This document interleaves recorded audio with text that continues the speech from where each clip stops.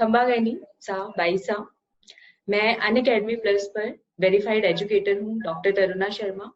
हमारी topper series के अंदर आज हमारे साथ एक ऐसी शख्सियत है जो लाखों लोगों के लिए एक एग्जाम्पल साबित हो सकते हैं, उदाहरण बन सकते हैं, जिन्होंने चुरू गांव से 10वीं और 12वीं की परीक्षा पास की और उसके बाद उन्होंने कलकत्ता से इंजीनियरिंग किया और उसके बाद पूरे वर्ल्ड में घूमे हुए हैं। 40-50 देश में मरीन इंजीनियर रहे हैं, मर्चेंट नेवी में थे।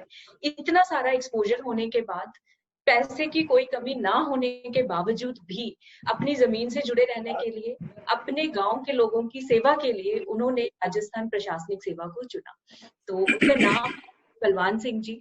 मैं आपका स्वागत करती हूँ Unacademy live RPSC YouTube channel पे। तो आप थैंक यू मैडम। आप अपने बारे में थोड़ा सा जो भी आप बताना चाहें, मतलब आप इस स्ट्रीम में कैसे आए, क्या वो विचार था जिसने आपको आरएएस बनने के लिए मतलब बहुत ज्यादा वो किया, मोटिवेट किया? यस, जैसे कि मैडम ने बताया, मेरा नाम बलवान सिंह है। मैं चूरू जिले के भी एक छोटे से गांव का रहने वाला हूँ। और वैसे मेरा गांव ऐतिहासिक गांव है जो आरएएस के सिलेबस में भी है। ददरेवा गांव है जो गोगासी का गांव है। अच्छा, ददरेवा, ठीक है। वहां से मैंने क्लास 10 तक पढ़ाई किया। उसके बाद शहर में जाके 12वीं तक की पढ़ाई की और उसके बाद मैं कोटा में आईआईटी जेई की प्रिपरेशन के लिए गया था। जी और सर। वहां से जेई क्लियर करने के बाद मैंने इंजीनियरिंग में एडमिशन लिया जो कलकत्ता में था। और मेरी ब्रांच थी मरीन इंजीनियरिंग, जिसे हिंदी में बोलते हैं समुद्री इंजीनियरिंग। जी सर। उसके बाद मैंने मर्चेंट नेवी में 6-7 साल तक जॉब किया है। 2-3 प्रमोशन भी मेरे वहां हुए हैं और लाइफ को काफी इंजॉय किया है वहां पे। जी सर। उसके बाद ऐसा था कि वहाँ थोड़ी घुमंतू टाइप लाइफ थी। एक कंट्री से दूसरे कंट्री में जाना था और जो अपना बचपन में सपना होता है कि हम कहीं घूमें फिरें या फॉरेन कंट्रीज में भी जाएं, वो सारे पूरे होने के बाद एक ऐसी फीलिंग ने जगह बनानी शुरू कर ली कि अब अपने घर पे ही सेटल हो जाते हैं। और मुझे फिर जैसे मैंने कुछ ऑप्शंस लिए, उनमें सबसे बेहतरीन ऑप्शन यही लगा कि अपने को आरएस का एग्जाम देना चाहिए। और इसको मैंने 2016 में एग्जीक्यूट किया। पहली बार एग्जाम दिया, एक ही बार में सारे स्टेजेस क्लियर हो गए, प्री मेंस इंटरव्यू। और अभी इसकी ज्वाइन करके मुझे लगभग 13-14 महीने हो गए हैं। मेरे को आरएस के थ्रू जो ब्रांच मिली है उसका नाम है राजस्थान अकाउंट सर्विसेज। और मैं अभी सचिवालय में पोस्टेड हूँ राजस्थान में, जयपुर में। और आपका 273 रैंक आपने लिया है फर्स्ट अटेम्प्ट के अंदर, तो बहुत बड़ी बात है सर। तो ये सिर्फ स्टूडेंट्स को बताइए कि कम से कम टाइम में आपने तैयारी की है, तो इतने कम टाइम में सबसे ज्यादा अच्छा रिजल्ट आप लेकर के आए, तो वो कैसे पॉसिबल हुआ? हमारे स्टूडेंट्स जो लर्नर्स हैं वो कंफ्यूज रहते हैं कि आरएएस की तैयारी में तो 2 से 3 साल चाहिए ही हमें, तो आपने तो बहुत कम टाइम में किया है, तो वो आपने कैसे किया? उसकी क्या मतलब सफलता की चाबी आप उसको बताएंगे, क्या टिप्स एंड ट्रिक्स उसके होंगे? सफलता की चाबी एक जुनून था। जुनून ये था कि जैसे मैंने आरएस की प्रिपरेशन का प्लान बनाया, मूड बनाया, तो कुछ लोग मेरे जो दोस्त थे उन्होंने मुझे एडवाइस किया कि अब आरएस तुम मत देना, तुम आरएस क्लियर नहीं कर सकते, उसके लिए बहुत टाइम चाहिए, तुम तो जॉब करने वाले हो। इस तरह की बहुत सारी बातें हुई। जी सर। और इन बातों ने दिल में एक ऐसी आग जला दी, जुनून सवार हो गया कि होगा नहीं ये कैसे हो सकता है, होगा नहीं ये कैसे हो सकता है। और फिर मैंने कुछ ये अपना आरपीएससी की वेबसाइट से मैंने इसका सिलेबस डाउनलोड किया और उसी सिलेबस को फॉलो करते हुए मैंने स्टडी मटेरियल इकट्ठा किया, अपना एक अच्छा सा रूटीन बनाया जिसमें 8 से 10 घंटे मैं रोज देता था इसको। और टॉपिक वाइज जब मैंने पढ़ना शुरू किया तो शुरू में तो मुझे कुछ समझ आता नहीं था। अच्छा। शुरू में तो क्योंकि मैं इंजीनियर हूँ, मेरा बैकग्राउंड साइंस का रहा है। हाँ जी। तो मुझे ना ज्योग्राफी आती थी, ना मुझे हिस्ट्री आती थी, ना मुझे पॉलिटिकल साइंस आते थे, ना कुछ हो रहा। ये सब्जेक्ट मेरे लिए बिल्कुल ही नए थे। हाँ जी सर। लेकिन जब मैंने इनको पढ़ना शुरू किया तो मुझे इनमें इंटरेस्ट आने लगा। जब मैंने इनको रूट लेवल से पढ़ना शुरू किया तो वाकई मुझे बहुत इंटरेस्टिंग लगे। मुझे अंदर से एक भूख पैदा हो गई कि इससे आगे और जानूं, इससे आगे और जानूं, क्योंकि कड़ी से कड़ी जुड़ती रहती है, अच्छा लगता रहता है। अच्छा, सिलसिला बनता गया। बिल्कुल मैडम। और हिस्ट्री जैसे सब्जेक्ट तो मुझे कहानी की तरह, मैंने एक कहानी की तरह याद की, आपस में इंटर रिलेट करते हुए मैंने उनको पढ़ा तो मुझे बड़ा अच्छा लगने लग गया। अच्छा जी सर। तो लर्नर्स, हाँ जी सर बोलिए। और मैंने मैडम जो स्टडी मटेरियल इकट्ठा किया था उस हाँ जी स्टडी सर। मटेरियल में भी मैंने कुछ लोगों के गाइडेंस से, कुछ कोचिंग्स की गाइडेंस से हम्म। ऐसी बुक्स या ऐसे नोट्स इकट्ठे किए जो बड़े हाँ ही जी। सारगर्भित थे, और फिर अच्छा उनसे मैंने अपने ही नोट्स बना लिए थे। अच्छा अच्छा अच्छा। फिर उन नोट्स को मैं पढ़ता था। अच्छा, तो सर आपने इसका मतलब बहुत सारी बुक्स तो रेफर नहीं की, लिमिटेड रिसोर्सेज को आपने बार बार रिवाइज किया और उनको नोट्स बनाए। हमारे लर्नर्स क्या है, एक सब्जेक्ट के लिए 10-10 बुक्स भी इकट्ठी करके बैठ जाते हैं। तो जो लर्नर्स हमारे सुन रहे होंगे शायद से, कि बलवान सर ने तो एक जुनून उनका है जो उनको सफलता की तरफ ले गया है। दूसरा, उन्होंने बहुत कम किताबें रेफर की हैं और 10 घंटे सर जैसे आप पढ़ते थे। तो आप अपना टाइम टेबल शेयर कीजिए लर्नर्स के साथ, कितने सब्जेक्ट एक दिन में पढ़ते थे, कितना आप ब्रेक लेते थे, उसके बारे में प्लीज बताइए हमारे लर्नर्स को, ताकि उनको मदद हो उनकी तैयारी। यस मैडम, मैं मॉर्निंग में थोड़ा जल्दी उठता था, 6 बजे के आसपास, और जी शुरू सर। का आधा घंटा अपनी दैनिक क्रियाओं के बाद 6:30 बजे के आसपास बैठता था पढ़ने के लिए, और 3 से 4 घंटे लगातार पढ़ता था। अच्छा जी सर, ठीक उसके है। बाद मेरा उसके बाद मेरा नहाना धोना खाना पीना जो भी अपनी बीच की दैनिक क्रियाएं रहती हैं वो रहती थी, और 1-2 घंटे दिन में मैं दोपहर में सोता भी था खाना खाने के बाद। अच्छा अच्छा। जी सर जी फिर सर। शाम को 4 बजे के बाद फिर से पढ़ाई शुरू करता था, और ठीक लगभग है। 3 घंटे के आसपास मैं फिर पढ़ता था। अच्छा, और फिर तो सर इस रात टाइम को दूसरा सब्जेक्ट लेते थे आप? सॉरी सर मैं इंटरप्ट बत, कर रही हूँ, इस टाइम हाँ दूसरा हाँ, सब्जेक्ट लेते थे? नहीं बताता हूँ, एक सेकेंड। और फिर रात को खाना खाने के बाद फिर से मैं 2-3 घंटे पढ़ता था। ऐसे करके मेरे कभी 8 से 10-11 घंटे के बीच में टाइम निकल जाता था पढ़ने का। अच्छा ठीक है सर। और मेरा टारगेट ऐसा होता था कि मैं 2 सब्जेक्ट एक साथ लेके चलता था नॉर्मली, अच्छा जी सर जी सर। और मैं उनको कंप्लीट करके ही फिर तीसरा और चौथा सब्जेक्ट उठाता था। और कंप्लीट अच्छा भी अच्छा। मैं ऐसे करता था, जो मेरा अपना आरपीएससी का सिलेबस होता था उसके टॉपिक वाइज कंप्लीट करता था। एक अच्छा टॉपिक को एक दिन में क्लियर करके ही छोड़ता था। सोच लेता था जिस हिसाब अच्छा। से टाइम होता था उस हिसाब से मैनेज कर लेता था कि आज ये छोटा टॉपिक है, मेरे को 2 घंटे देने या 1 घंटा देना है, लेकिन एक हम्म। टॉपिक को तो कंप्लीट कर ही लेता था और उसके नोट्स भी बना लेता था। अच्छा जी सर।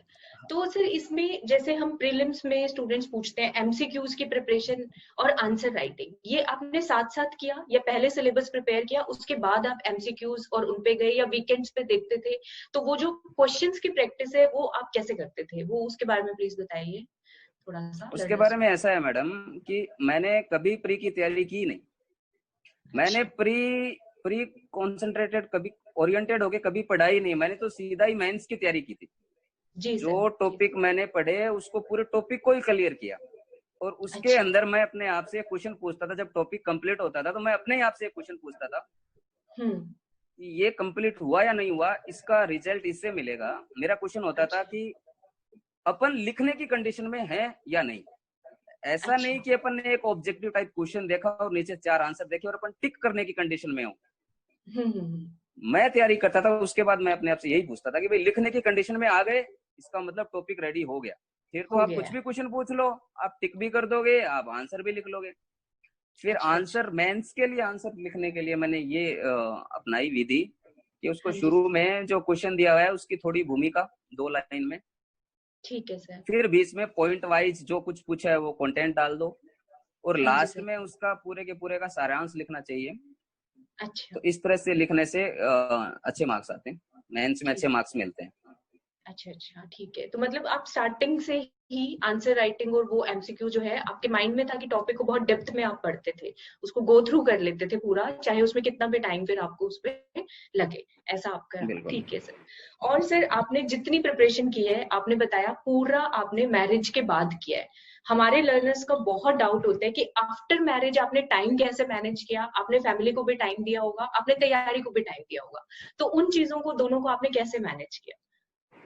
एक्चुअली मेरी शादी 2014 में हुई थी, जी सर। और उसके बाद मैडम के साथ ही मैं इंडिया से बाहर भी रहा हूँ, वो मेरे साथ जॉब पे रही हैं। अच्छा और फिर अच्छा। उनके साथ डिस्कस करके ही मैंने तैयारी शुरू की। जी सर ठीक है। तो जब मैं पढ़ता था तो मैडम से पहले से ही डिस्कस हो चुकी थी ये बातें कि भाई मैं इतना टाइम पढ़ूंगा, बाकी का जी टाइम सर। आपको कम मिल पाएगा या इतना ही मिल पाएगा। अच्छा। उस टाइम बच्चा हमारे था नहीं। जी सर। तो तो मैडम का फैमिली तो ने मुझे आपको पूरा मैडम सपोर्ट का तो मिला मुझे है? पॉजिटिव सपोर्ट मिला। जब मेरे को कभी जी ऐसा होता था कि कोई टॉपिक है, जैसे मैं पढ़ रहा हूँ या कुछ टॉपिक है उसका मुझे गूगल पे या कहीं जैसे ऑनलाइन वीडियोस वगैरह नहीं मिल रहे हैं, तो वो उसको सर्च करके और ढूंढ के रख लेती थी कि यहाँ पे, या सेव कर अच्छा लेती अच्छा। थी। अच्छा अच्छा। तो उनका तो मुझे सपोर्टिव रोल मिला मतलब। जी सर। अच्छा, तो आप एक हम्म। बहुत अच्छा मतलब एग्जाम्पल हैं, जो लर्नर सोचते हैं कि शादी के बाद तैयारी नहीं हो सकती, तो ऐसा किया जा सकता है, तैयारी हम लोग कर सकते हैं।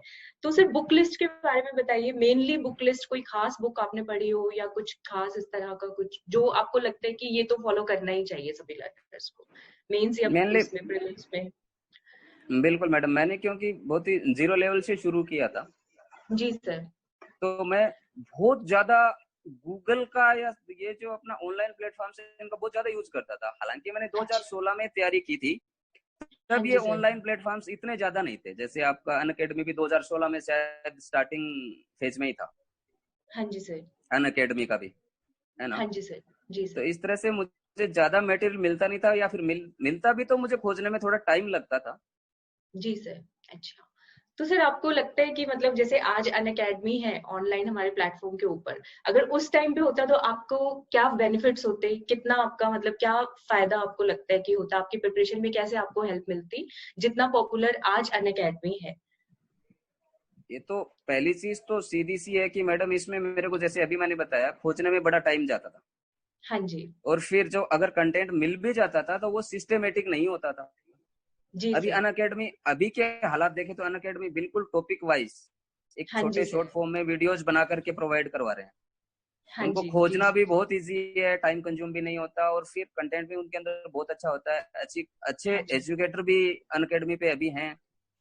हाँ जी सर। जी और सर। ऑनलाइन प्लेटफॉर्म है तो इससे तो बहुत ही फायदे हो रहे हैं। घर बैठे बैठे देश के, गांव के किसी भी छोटे से कोने में बैठ के आप ये सब देख सकते हो, क्योंकि आजकल स्मार्टफोन हाँ, तो हर और किसी के पास मिल ही जाता है। किसी के पास है और अफोर्डेबल भी है, मतलब आपको अपना घर छोड़ बिल्कुल के जाने की जरूरत नहीं है कहीं पे पढ़ाई के लिए, आप घर पे बैठ के और बहुत अफोर्डेबल उस तरीके से तैयारी कर सकते हैं। और बिल्कुल। Sir student. हाँ जी दूसरी सर। चीज जी ये कि सर बोलिए। स्टूडेंट्स जो शहर में आके पढ़ने में कुछ लोग सक्षम भी नहीं होते, हो सकता है उनका ये अपना फाइनेंशियल बैकग्राउंड भी थोड़ा कमजोर हो। हाँ जी सर। अब जी सर। जी शहर में सर। रहने के लिए आपको रूम भी लेना है, आपको फीस भी देनी है, फिर हो सकता है रूम थोड़ा दूर मिले तो ट्रांसपोर्टेशन का चार्जेस भी लगते रहते हैं। हो सकता है जी गांव सर। का लड़का हिचकिचाहट भी होती है एक बड़े शहर में आके। तो हाँ वो जी सारी सर। चीजें मिट जाती हैं ऑनलाइन पे। अगर ऑनलाइन प्लेटफॉर्म पे आपको स्टडी मटेरियल मिल जाए, ढंग की गाइडेंस मिल जाए, तो ये सारी चीजें, जी सर। ये संशय मिट जाते हैं। ठीक है। और सर तैयारी में आपने कोई डिफिकल्टी फेस की हो, आरएएस की तैयारी के टाइम आपने 7 मंथ्स पढ़ाई की है बहुत फोकस के साथ, तो उसमें कोई दिक्कतें भी आई आपको उसके अंदर? दिक्कतें मैडम मेरे को ये आई थी कि मैंने एक कोचिंग की टेस्ट सीरीज ज्वाइन की थी। जी सर। टेस्ट सीरीज ज्वाइन करनी भी चाहिए। जी सर। तो जब मैं पेपर शुरुआती फेज में जब पेपर देने जाता था, हाँ जी तो सर। मेरी रैंक बड़ी पीछे आती थी। अच्छा। और मेरे जी फ्रेंड्स सर। मुझे यही बोलते थे कि जब तुम्हारे पास जॉब है तो क्यों ना तुम जॉब पे चले जाओ, तुमसे ना हो अच्छा पाएगा। अच्छा। अच्छा अच्छा। लेकिन मैंने पर उनको कहा कि आपने जब तक हाँ जी मैंने सर। उनको कहा कि जब तक मुझे आरपीएस ही ना नकार दे, वो मुझे हम्म। जब तक ये नहीं बोल दे कि आप डिस्क्वालीफाई हो, तब तक मैं पीछा नहीं छोड़ने वाला हूँ। हम्म। और जिस और जिस सब्जेक्ट में मेरी रैंक पीछे आ जाती थी, मैं उसी का कुछ मटेरियल ढूंढता था, और फिर 2-4 दिन, अगले 2-4 दिन में उसको तैयार करके अपने कॉन्फिडेंस को वापस बिल्डअप करता था। और फिर जब 2-3 महीने हो गए मुझे तैयारी करते, तो मेरी रैंक फिर टॉप में आने लग गई थी। हर सब्जेक्ट में अच्छा अच्छी अच्छा। रैंक आने लग गई थी। अच्छा अच्छा। जी। तो लर्नर्स को मुझे लग रहा है बलवान से सीखने को मिलेगा कि कोई आपको कुछ भी बोले, आपको खुद के अंदर कॉन्फिडेंस होना चाहिए कि आपको तैयारी करनी है और आपको रिजल्ट्स मिलते भी हैं उससे। और सर कोई टिप्स एंड ट्रिक्स जो बहुत आपको लगता हो लर्नर्स को बहुत ज्यादा काम आएगी, आप लर्नर्स को बताना चाहें, जो भी आपको लगता है लर्नर्स के लिए मतलब बहुत काम आएगी उनको उनकी पढ़ाई में? बिल्कुल मैडम, जो मैंने अपनाया वो बता देता हूँ, शेयर कर देता हूँ। हाँ जी सर जरूर। मैंने सबसे पहली चीज ये अपनाई कि मैंने अपने नोट्स जो बनाए स्टडी मटेरियल इकट्ठा करने के बाद, हाँ जी सर। उन्हीं नोट्स को मैंने बार बार पढ़ा। मैंने ऐसा नहीं है कि 10 बुक इकट्ठी कर ली, या फिर किसी ने बताई कि ये बुक अब पढ़ लो, फिर 2 दिन बाद किसी दूसरे ने बताई कि अब ये बुक पढ़ लो। मैंने ऐसा फॉलो नहीं किया। मैंने अच्छा अपने ही अच्छा। रजिस्टर बनाए, हैंड रिटन नोट्स है मेरे पास। अच्छा अच्छा। जी और सर। उन्हीं नोट्स को मैंने बार बार पढ़ा। अगर उनमें कुछ ऐड करना था या कुछ हटाना था, तो मैंने वहीं पे करेक्शन करके कुछ ऐड कर दिया, कुछ हटा दिया, लेकिन मैंने पढ़े तो वही नोट्स। वही नोट्स पढ़े आपने? बिल्कुल, पहली चीज तो मैंने ये की। दूसरा, अच्छा। जैसे मैंने सिलेबस का प्रिंट आउट निकाला था, हाँ जी सर। उसमें मैंने एक भी पॉइंट छोड़ा नहीं। नॉर्मली क्या होता अच्छा। है कि जिस सब्जेक्ट में हमने ग्रेजुएशन किया रहता है, जी सर। लोग उसको तो ज्यादा टाइम देते हैं क्योंकि वो उनको इजी लगता है, पहले से थोड़ा फेमराइज रहते हैं उससे। हम्म। और जो हार्ड सब्जेक्ट लगता है, जैसे आर्ट बैकग्राउंड का बच्चा है, वो हम्म। साइंस में थोड़ा डिफिकल्टी महसूस करता है, तो वो हाँ उसको जी। इतना ज्यादा उस पर ध्यान दे नहीं पाता। वो सोचता है इसमें थोड़े कम मार्क्स आ जाएंगे, मैं आर्ट्स में हम्म। ज्यादा मार्क्स ले आऊंगा। जी लेकिन सर। ऐसा जी। आरएस में ये वाला फंडा लागू होता नहीं है। आरएस के अंदर अच्छा। एवरेज एवरेज सभी टॉपिक्स आपको एवरेज आने ही चाहिए। आने ही चाहिए। जी सर। हाँ, तो ठीक हर है। सब्जेक्ट में जब एवरेज आपको आता है तो आप लगभग सारे क्वेश्चन अटेम्प्ट कर सकते हो, और कुल मिलाकर के आपका जो रिजल्ट है वो थोड़ा अच्छा हो सकता है।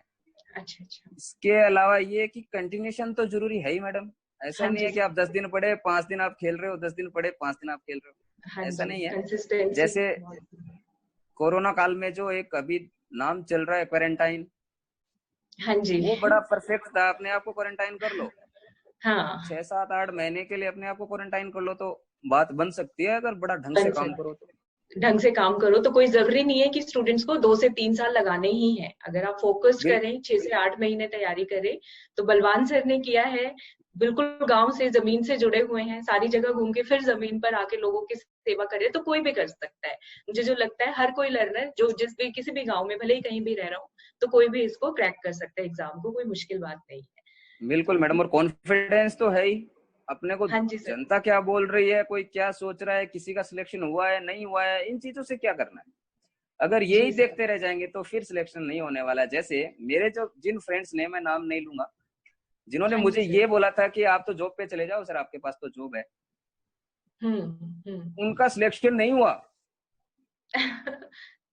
जी सर।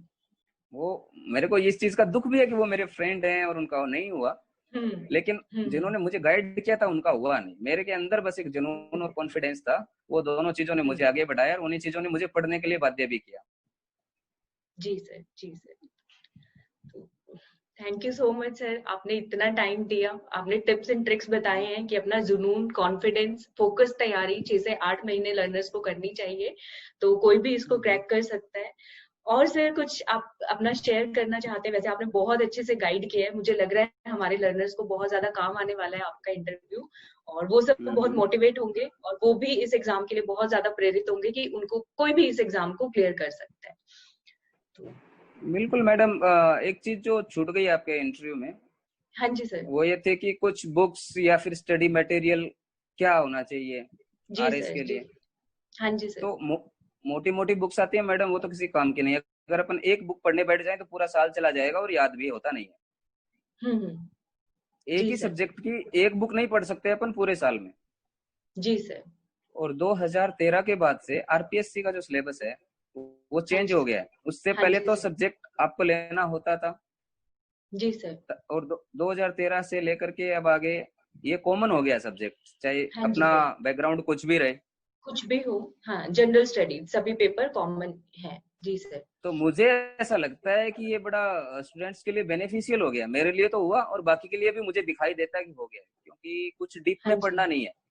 बहुत जी ऊपरी सर। लेवल का एक एक ढांचा पढ़ना है, इसका एक फॉर्मेट अपने को पता होना चाहिए, इस टाइप से पढ़ना है। तो इसके लिए मोटी अच्छा। मोटी बुक्स पढ़ने की जरूरत नहीं है। जी सर। जी सर। जैसे कंसाइज एनसीईआरटी। मटेरियल। जी सर, बिल बोलिए, सॉरी सर। ज, कोई बात नहीं, आप बोल सकते हो। हाँ जैसे जी। राजस्थान अध्ययन आता है क्लास 9 से लेकर 12 तक का, आरबीएसई बोर्ड का। हाँ जी सर।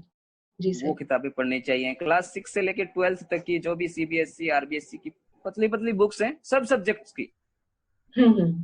सारी अगर आप गो थ्रू होते हो तो आपका एक बेसिक नॉलेज बन जाता है। उसके बाद जी। अगर आप नेक्स्ट लेवल की बुक भी पढ़ते हो तो आपको समझ बनती है कि हाँ ये मुझे समझ आ रहा है कि ये बोल क्या रहा है। अदरवाइज तो बुक डायरेक्ट पढ़ो तो समझ भी नहीं बनेगा। जी सर। जी सर। ठीक और है। इकोनॉमिक्स के लिए जैसे बुक पढ़ने की जरूरत ही नहीं है इकोनॉमिक्स के लिए। जैसे हम्म। अपना आता है आर्थिक समीक्षा आती है हर साल, बजट आता है हर साल। हाँ जी सर। हाँ और जी। और एक कोई पतली सी कोई भी बुक, इकोनॉमिक्स में सारी बुक सेम है, कोई भी बुक आप पढ़ सकते हो, पतली सी बुक, मोटी नहीं है, जिसके अंदर हमारे तीनों सेक्टर्स के बारे में कुछ कुछ दिया हो। हाँ जी उसके सर। अलावा करंट से रिलेटेड एक आती है मूमल, जो मैं पढ़ता था, जी सर। 22 मंथली आती है 2 महीने की। हाँ जी सर, मूमल मैगजीन, और हाँ जी सर। एक आती है 10 रुपए वाली क्रोनोलॉजी। क्रोनोलॉजी, जी सर। जी सर, करवा रहे हैं वो हम इसके करंट अफेयर। बिल्कुल। इसके अलावा आपको करंट के लिए कोई मोटी बुक पढ़ने की जरूरत नहीं है, ना प्री के लिए जरूरत है तो ना मेंस के लिए जरूरत है। और 6 महीने से हाँ जी। ज्यादा पुराना आपको करंट अफेयर पढ़ने की जरूरत ही नहीं जी सर। है। और इन दोनों बुक में मतलब 3 बुक तो मूमल की हो गई और 6 बुक हो गई क्रोनोलॉजी की, 10 रुपए वाली की। ये हाँ बुक जी, पढ़ लो तो आपका पूरा का पूरा करंट प्रिपेयर हो जाता है। तैयार हो जाएगा। जी सर, जी पॉलिटिक्स सर। साइंस के अंदर जो मैंने थोड़ी बहुत रेफर की थी, उस बुक का नाम है, मैंने तो फड़िया एंड फड़िया की थी, हाँ जी लक्ष्मीकांत को भी सर। मैंने थोड़ा बहुत देखा है। अच्छा अच्छा। जी सर, जी सर। लेकिन मेन तो यही है मैडम, क्लास 6 से 12 तक की जो सीबीएसई, एनसीईआरटी और ये राजस्थान बोर्ड की बुक्स आती हैं, जी सर। इनसे बड़ा रोल किसी का नहीं हो सकता है। बाकी बुक्स में बहुत डीप में दिया हुआ है, जबकि एग्जाम में बड़ा ही ऊपरी लेवल पे पूछते हैं, और वो सारे क्वेश्चन सब आंसर इन बुक्स में मिल जाते हैं। मिल जाते हैं। जी सर। तो हम्म, लर्नर्स को मिली होगी गाइडेंस कि इधर उधर ज्यादा किताबों के पीछे भागने की जरूरत नहीं है, लिमिटेड बुक्स रखें, बहुत पतली पतली किताबें, कम समय में आप अपनी तैयारी बहुत अच्छे तरीके से कर सकते हैं। और बिल्कुल। बलवान से, और हाँ जी सर, बोलिए बोलिए। मैं थोड़ा सा और मेरे बारे में बता देता हूँ, अगर किसी को कुछ हाँ जी फायदा हो सर, सके तो। जरूर जरूर। मैं ये बताना चाह रहा था कि मैं मर्चेंट में भी जॉब करता था, वहां का प्रोफाइल ऐसा था कि मुझे हाँ जी सर। 6 महीने तो नौकरी करनी होती है और 6 महीने मेरी छुट्टी रहती है। हाँ जी सर। तो उसी 6 महीने को मैंने यूटिलाइज करते हुए और 6 महीने के अंदर ही अपने आप को प्रिपेयर करके आरएस क्लियर किया। हम्म, तो ये अब बहुत बड़ा उदाहरण है। हाँ जी सर। हाँ, इसी चीज को लेकर के मेरा एक छोटा सा इंटरव्यू भी है यूट्यूब पे। आपके हाँ लर्नर्स जी अगर सर। देखना चाहें तो देख सकते हैं, आरएस इंटरव्यू बलवान सिंह के नाम से डालेंगे तो यूट्यूब पे मिलता है मेरा इंटरव्यू। अच्छा अच्छा। जी सर। बाकी की कुछ चीजें वहां से भी सीखने को मिल सकती हैं। अच्छा अच्छा। अभी वर्तमान में तो मैं जयपुर में रहता हूँ और सचिवालय में जॉब कर रहा हूँ। अच्छा। और और सर मेंस के बाद हाँ, इंटरव्यू, यस गो अहेड। अभी जैसे आएगा स्टूडेंट्स को, इंटरव्यू के लिए क्या टिप्स देना चाहते हैं? अभी जैसे मेंस का रिजल्ट आया है तो बहुत सारे स्टूडेंट्स इंटरव्यू देना चाह रहे हो, तो उनके लिए बिल्कुल। क्या आप बताना चाहते हैं, इंटरव्यू में वो क्या करें? इंटरव्यू के लिए मैडम 2-3 चीजें हैं। एक तो आपको मॉक इंटरव्यू देने चाहिए, बहुत जरूरी, क्योंकि उससे आपकी झिझक अच्छा। हिजक जो भी है, हेजिटेशन, वो सारी चीजें क्लियर होती हैं उससे। जी सर। इंटरव्यू के लिए मॉक इंटरव्यू देना तो जरूरी है ही। उसके अलावा आप हाँ करंट जी से सर। जुड़ी हुई जो भी स्कीम्स चल रही हैं गवर्नमेंट की, जो आपके क्षेत्र से रिलेटेड है, जैसे अच्छा। कोई किसी डिस्ट्रिक्ट में जैसे कोई शेखावाटी का रहने वाला है, या कोई पश्चिमी राजस्थान का रहने वाला है, या कोई धौलपुर साइड का रहने वाला है, तो हम्म। उस क्षेत्र वाइज स्कीम्स चलती हैं गवर्नमेंट की, तो अपने क्षेत्र में चलने वाली सब स्कीमों का आइडिया होना चाहिए, क्योंकि वो इंटरव्यू में पूछते ही पूछते हैं। हाँ जी। जी इसके सर। अलावा ठीक है। आपको हाँ, इसके अलावा आपको मैडम कॉन्फिडेंस की बहुत ज्यादा जरूरत पड़ती है वहाँ। क्वेश्चन का आंसर हम्म। आपको ढंग से आए ना आए, कुछ ज्यादा मायने हम्म। रखता नहीं है। जी सर। वहाँ ये चीज ज्यादा मायने रखती है कि आप कितना हिचकिचाते हो, कितना कितना हड़बड़ा जाते हो जब आपको क्वेश्चन पूछता है या आपको नहीं आ रहा है। अच्छा। मेन तो फोकस उनका यही होता है कि वो ये जज करते हैं कि आप मतलब क्राउड मैनेजमेंट का आपको कुछ आइडिया है या नहीं, आप कर सकते हो नहीं है। अच्छा नॉर्मली जैसे अच्छा। कोई बंदा एसडीएम बन जाता है, कोई तहसीलदार बन जाता है, उसका उसका पाला तो पूरे दिन जनता से ही पड़ता है।